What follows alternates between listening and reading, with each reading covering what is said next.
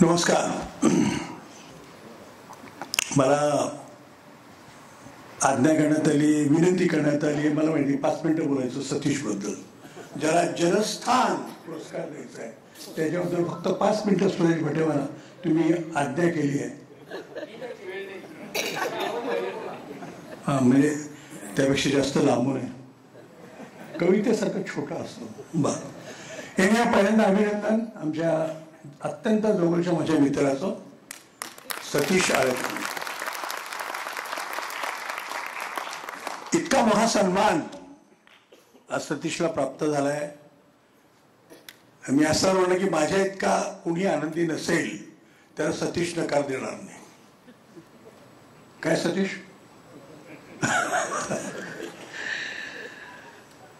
ज्या मंचावर मी उभा आहे ते कुसुमाग्रज प्रतिष्ठान आज जनस्थान पुरस्कार देत आहे. 10 वर्ष मी कुसुमाग्रज प्रतिष्ठानचा अध्यक्ष होतो.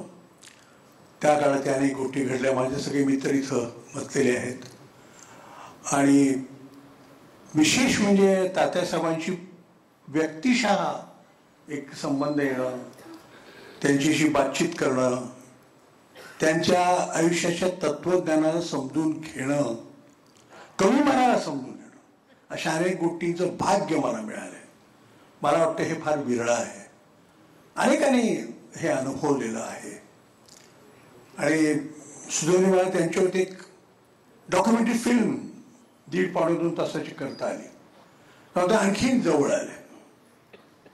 ज्या दिवशी माझा क्रू सगळा संच पुण्याहून मुंबईहून इकडे नाशिकला कॅमेऱ्यावरून निघाला तर दौडला माझी बायको म्हणाली, तुम्ही निघालात का? म्हणलं हो. 1 मिनिट थांबा जरा, एक पत्र आलंय. आणि तिने मला एक पोस्टकार्ड दिलं. त्या पोस्टकार्डामध्ये सुवाच्य मस्त अक्षरामध्ये तात्यासाहेबांनी काही लिहिलं होतं की मित्रा, हा उद्योग करण्याची गरज नाही. सगळा क्रू निघालाय मुंबईहून, कॅमेरा वगैरे सगळा, आणि ते मला सांगतात तू येशील पण मी नाशकात नसेल, तर तो हा उद्योग करण्याची गरज नाही. एवढं कोणी मोठ्याने माझ्यावर फिल्म करावी असं काय मला वाटत नाही. कल्पना करा, इथून सगळी सुरुवात होते ती. आणि मग आमचे अरविंद इनामदार मित्र होते त्या इथं मुख्य.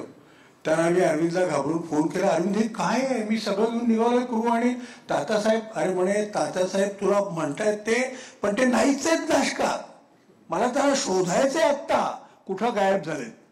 शेवटी त्यांना पुण्यात शोधलो आणि सांगितलं अहो ते जवळजवळ 40 लोक आहेत, ते ऑलरेडी इथं येत आहेत नाशकात, आणि तुम्ही नाही म्हणजे काय. मग एकदाच मला कळलं की तात्यासाहेब आले आणि मला म्हणायला, अरे एवढा एका माणसावर सिनेमा करायला एवढं लागतं?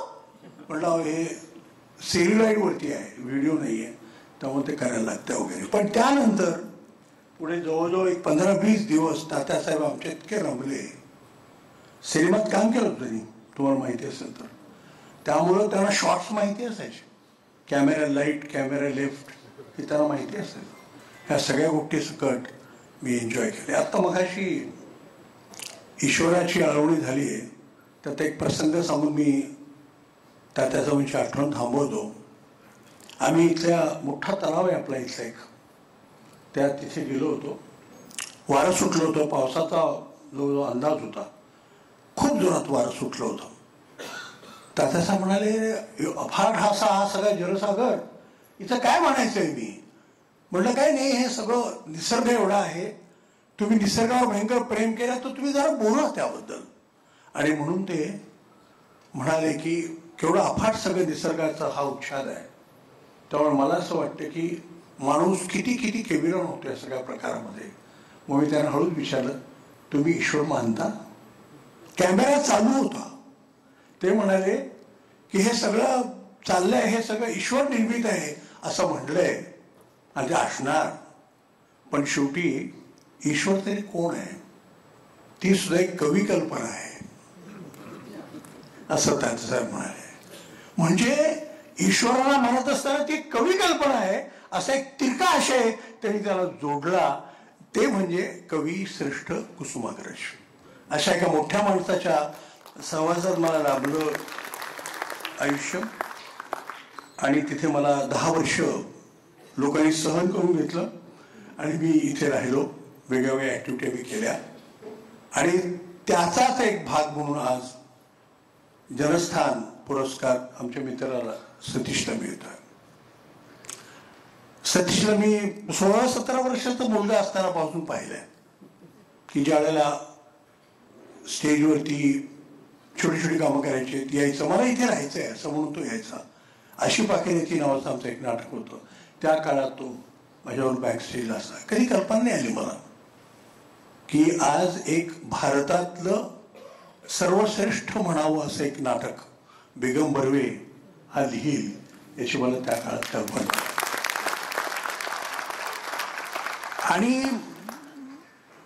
छोटी छोटी सुरुवात, काही कामं असं करत करत एक असा जो जास्तीत जास्त जवळीक त्याची माहिती झाली ती म्हणजे मी दौडला प्रॅक्टिस करायचो. त्यामुळे मला दवाखाना होता. मी संध्याकाळी 7:30च्या ट्रेनने निघायचो आणि साधारणपणे 8:30-9ला पुण्यामध्ये पोचायचो. तोपर्यंत ही सगळी घाशीरामधली 50-60 मुलं हिचं गोळा झाली असायची. तर मी एक सहाय्यक दिग्दर्शक म्हणून माझ्या मित्राला जबाबदारी दिली होती, त्यांनी ती घेतली. मी येईपर्यंत संध्याकाळी 5 वाजल्यापासून 8:30-9 वाजेपर्यंत तो आदल्या दिवशी जे काय झालंय त्याच्या तालमी सतीशनी कंडक्ट केल्यात घाशीराम कोतवाल नाटकाचे. माझ्यानंतर कोण चुकतंय, कोणाचं काय होतंय, कोण कमी पडतंय ह्याचा सगळा रिपोर्ट. त्यानंतर मी आल्यानंतर 9 नंतर पहाटे 3 पर्यंत पुढच्या नाटकाची पुढची वाटचाल तो जवळून पाहायचा. हे सगळं त्यातलं संगीत, त्यातलं नृत्य, त्यातली लय हे समजणारा हा सतीश. कधीतरी एकदा शनिवार पेठेच्या गच्चीवरती घराच्या मला त्यांनी एक एकांकिका असं म्हणून त्यांनी लिहिलेलं महानिर्वाण ऐकवलं. एकच अंक होता आणि मी अक्षरशः भारावलं. म्हणजे काय या वयाच्या 21व्या वर्षी मृत्यूबद्दलचं एवढं मोठं विधान हा माणूस करतो 21व्या वर्षी. मग त्यांनी त्याची एक पार्श्वभूमी मला सांगितली. पण मग मी गप्पा मारल्या. I was the first listener असे मोस्टली असं वाटतं मला माहीत नाही, सतीश सांगेल. पण समोर मला वाटलं सतीश काहीतरी गड्या तोंडावर हो, मला कल्पना आहे काहीतरी आहे ते. आणि म्हणून त्यांनी दुसरा अंक लिहिला आणि त्यानंतर महानिर्वाण हे मराठी रंगभूमीवरचं एक आगळं वेगळं आणि अत्यंत महत्वाचं असं एक नाटक. त्याच्या आधी मिके निमेम साहेब त्यांनी लिहिलं होतं झुलतापूर्णची एकांकिका पुरुषोत्तम कडकमध्ये अत्यंत गाजली होती. तो काम करत असे. अतिशय छान अशी क्लास स्ट्रगल बद्दलची सुरेख प्रेमकथा त्यात होती. त्याचा तो लहेजा कळत होता, आयुष्याकडे बघण्याची दृष्टी कळत होती. पण महानिर्वाण हा मला वाटतं की प्रचंड मोठा एक धक्का होता सगळ्याचा. की मृत्यूबद्दल गेलेल्या माणसाला ते त्या नाटकाचं सूत्रधान होऊन मागे अपूर्व आपण काय ठेवलंय याची जाणीव ठेवणं. तरुण बायको विधवा झालेली आहे, मुलगा आहे तरुण, तोही खेळायला बाहेर गेलाय. जेव्हा प्रोटॅगॉनिस्ट जो आहे भाऊ याचा जीव गेलाय, झोपल्या गेलाय, कल्पना पण नसते. आता मी स्वतः डॉक्टर आहे, ही कल्पना आहे मला झोपल्या जाणं म्हणजे काय. तर हे सगळं जे विदारक चित्र आहे ते चालकऱ्यांना एक रुटीन आहे. ते चालकरी कसे वागतात आणि हे सगळं स्वतःचं रुदन जे आहे हे सांगणं. चंद्रकांत काळे नावाचा आमचा एक अत्यंत ब्रिलियंट अष्टपैलू असा एक नट आहे. त्यांनी ज्या पद्धतीने ते सगळं अंगावर घेतलं सादर केलं, त्याच्या एकट्याच्या हातात ते नाटक आहे. आनंद ओळखनी संगीत केलेलं आणि हे या सगळ्या नाटकाची लय ही त्याच्या कीर्तनातून आहे, हे विशेष. आणि चालकरी ते कसं ते आता हा मुलगा यायचा आहे तोपर्यंत असं ठेवायचंय आणि म्हणेपर्यंत तेव्हा पुण्यात घडलेली एक सामाजिक घटना होती, त्याचा सतीशने इतका ब्रिलियंट वापर केला की त्यावेळेला नवीन भट्टी प्रेतांसाठी तयार होत होती. आणि मग काही लोक म्हणाले आम्हाला जुन्या पद्धतीने लाकडावरतीच जळायचं. आणि काही लोक म्हणाले नाही नवीन भट्टी येते तेव्हा, म्हणून काही दिवस स्मशान बंद अशी कल्पना आहे. हे आमच्या डोक्यात येणार आहे. नाटकाचा हा एक भाग असू शकतो की आता ती नवीन गोष्ट, आणि याला नाही जायचं तिथे. तो म्हणतो की नाही मला तिथे जुन्या पद्धतीचं जायचं आहे.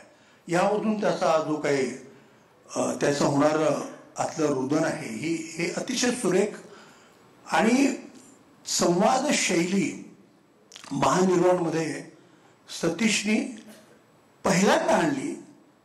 एक विनोद तो इतका तिरकस होता की पुण्यासारखा कर्मठ गाव सुद्धा इतका हा विषय की जे विधी होतात त्या विधीमध्ये स्मशानात होणारे विधी, त्यानंतर अंत्ययात्रेचा भाग, हा सगळा भाग त्यांनी इतक्या वेगळ्या ह्युमरनी आणि इतक्या तिरक्यापणे त्यांनी केला की लोकांना हे नाटक मृत्यूचं आहे की उत्सवाचं आहे असं वाटावं. इतपत सुंदर काहीतरी ते आपल्या समोर आलं आणि लोकांवर अक्षरशः डोक्यावर घेतलं लोकांनी. केवळ इथं नाही तर परदेशात घाशीरामचे दौरे झाले त्यावेळेला या नाटकाचे प्रयोग. जास्त बोलायचं नाही कारण अनेक लोकांनी लिहिलंय, लोकांना माहिती पण आहे.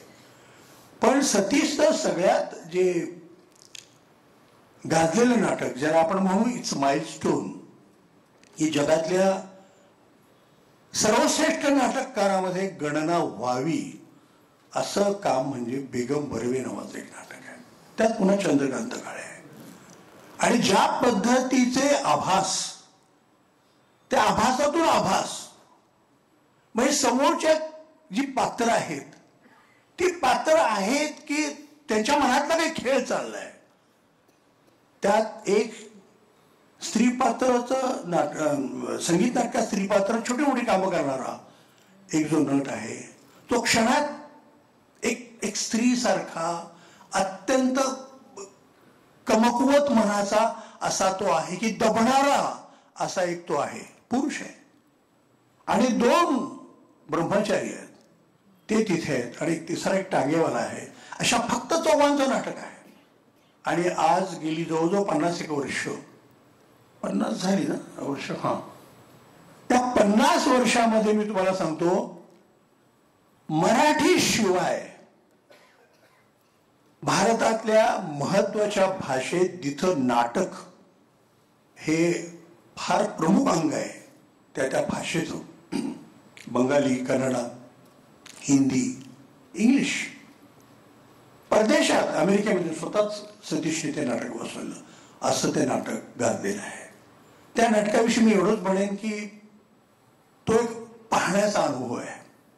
खरं सांगायचं कुमार मला क्षमा करील, कुमार ते विश्लेषण करण्याचं आपापली त्याच्यावरती जी काही मत आहे ती लादायचं या पलीकडचं नाटक आहे असं मला वाटतं. म्हणजे सगळ्या चिकित्सक जे लोक आहेत त्यांची क्षमा मागतो मी. काय आहे तर सतीशच्या त्या प्रोडक्शनची गंमत अशी आहे की तुम्ही एक पुस्तक वाचाल म्हणजे स्वतः वाचाल तुमची काही मतं तयार होती त्यावेळी तुम्ही एक पुस्तक लिहू शकता. ते सतीशने वाचलं की ते ऐकून पुन्हा एखादं वेगळं पुस्तक होऊ शकतं.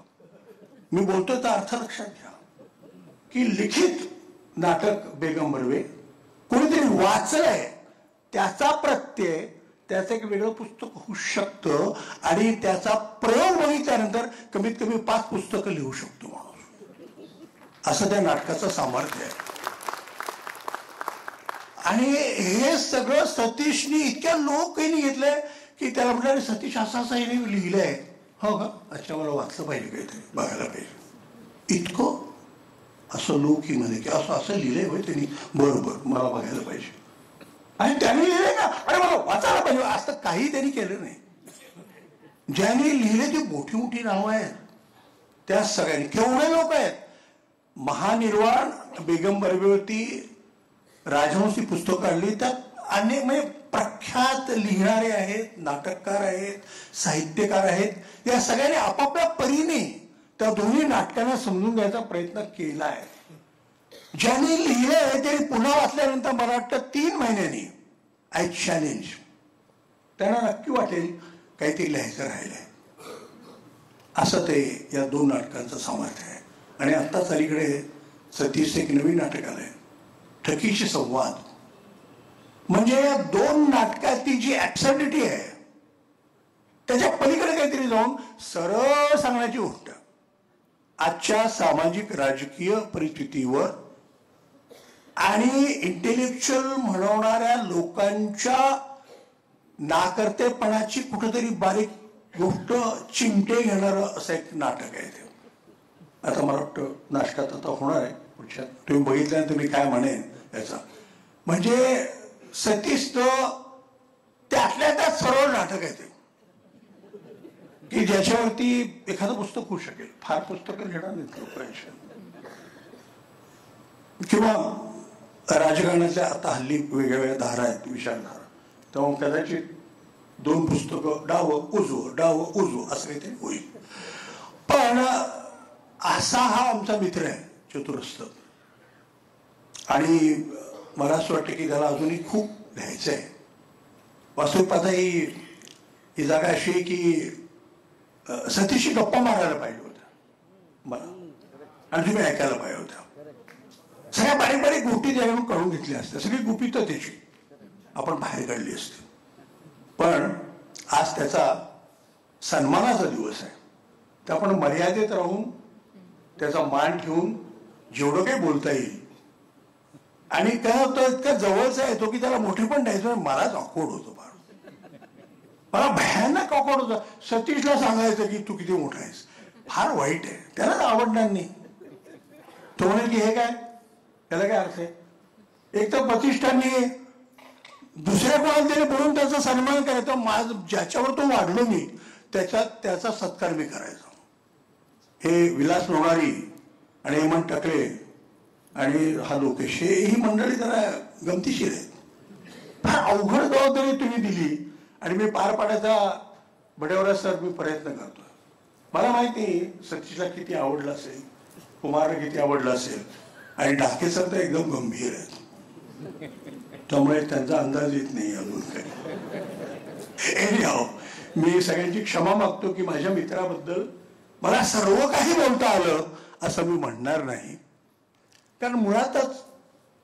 आणि बाय द वे मला एक सांगायची गोष्ट राहील की माझ्याशी डायरेक्ट कनेक्टेड मी घशाम बोललो, पण एक गोष्ट बऱ्याच लोकांना माहित नाही की जैत रे जैत हा सिनेमा गाजला त्याची पटकथा सतीशची आहे. म्हणजे त्या सिनेमाच्या गाण्यांचं प्लेसिंग, त्याची भाषा काय असावी, ठाकरांची भाषा ती कशी असावी, आणि त्यातली गीतं लिहिणाऱ्या महानोरांच्या शब्दकलेशी जवळ येणारी कशी असावी, याचं कसं सतीशने त्यात केलेलं आहे. पटकथा त्याची आहे.